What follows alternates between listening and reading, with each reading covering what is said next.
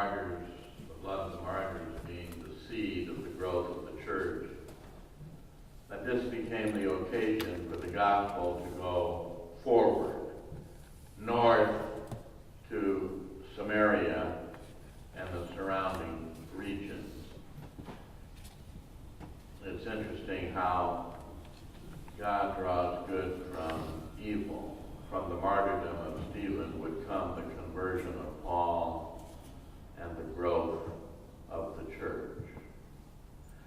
And now we have Philip the deacon, not Philip the apostle, but Philip the deacon, who has been told to go down to Gaza and to meet up with this Ethiopian eunuch. Now this Ethiopian eunuch is from the African race, and he is a Gentile. This is the first time in the Acts of the Apostles that we see the gospel going out to a Gentile. And we notice that it's almost a miracle that Philip catches up with the chariot and notices that this Ethiopian eunuch is reading from Isaiah. And wouldn't you know it, he's reading from the servant song, the suffering servant, chapter 53. And so he asks Philip to explain this scripture reading.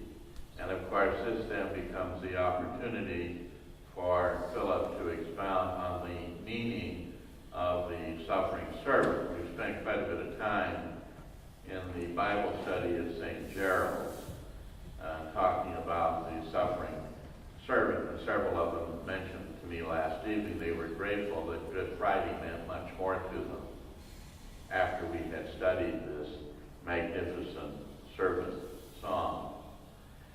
And we then went into the encyclical of Pope St. John Paul II on redemptive suffering, which every Catholic should read. And he talks about the suffering servant song. The scriptures had to be fulfilled. There were many messianic texts in the Old Testament which foreshadow the sufferings of the future anointed one of God. Among all these, particularly touching, is the one which is commonly called the fourth song of the suffering servant in the book of Isaiah. The prophet who has rightly been called the fifth evangelist.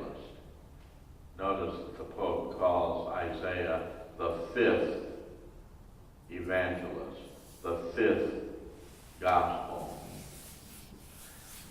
Presents in this song the image of the sufferings of the servant with the realism as acute as if he were seeing them with his own eyes, the eyes of the body and of the spirit.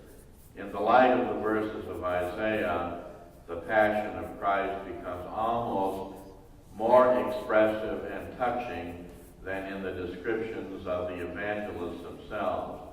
Behold, the man of true sorrows presents himself before us. He has no form or comeliness that we should look at him, and no beauty that we should desire him. He was despised and rejected by men, a man of sorrows and acquainted with grief. And as one from whom men hide their faces, he was despised, and we esteemed him not. Surely he hath borne our griefs and carried our sorrows. Yet we esteemed him stricken, smitten by God, and afflicted. But he was wounded for our transgressions, he was bruised for our iniquities. Upon him was the chastisement that made us whole, and with his stripes we were healed. All we like sheep have gone astray. We have turned everyone on his own way, and the Lord laid on him the iniquity of us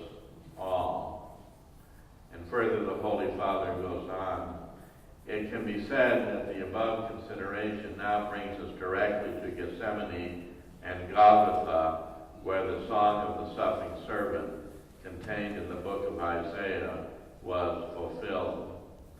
He was oppressed and he was afflicted, yet he opened not his mouth, like a lamb that is led to the slaughter, and like a sheep that before its shearers is dumb.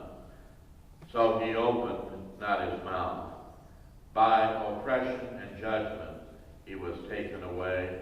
And as for his generation, who considered that he was cut off out of the land of the living, stricken for the transgression of my people? And they made his grave among the wicked, and with the rich man in his death, although he had done no violence, and there was no deceit in his mouth. The Holy Father goes on to expound how from this suffering servant we get the wonderful theology of redemptive suffering. And I remember visiting Sandra a number of years ago at the Angelus Hospice, and all I can remember was Christ upon the cross. She suffered, and I remember telling her to offer up her sufferings and unite them to the sufferings of Christ, which she did. I suspect she saved a number of souls by her suffering and her death, because she united them to the sufferings of Christ. And so just as Philip the deacon expounds the wonderful servant song, just as Pope St. John Paul II expounded on it, we are actually living it right now. Every Mass is the suffering servant song of Isaiah. Every single Mass. At every Mass, we recall the suffering, the passion, and the death of Christ upon the cross. What we read in Isaiah, we Catholics live every day, every time we go to the sacrifice of the cross, which is the Mass.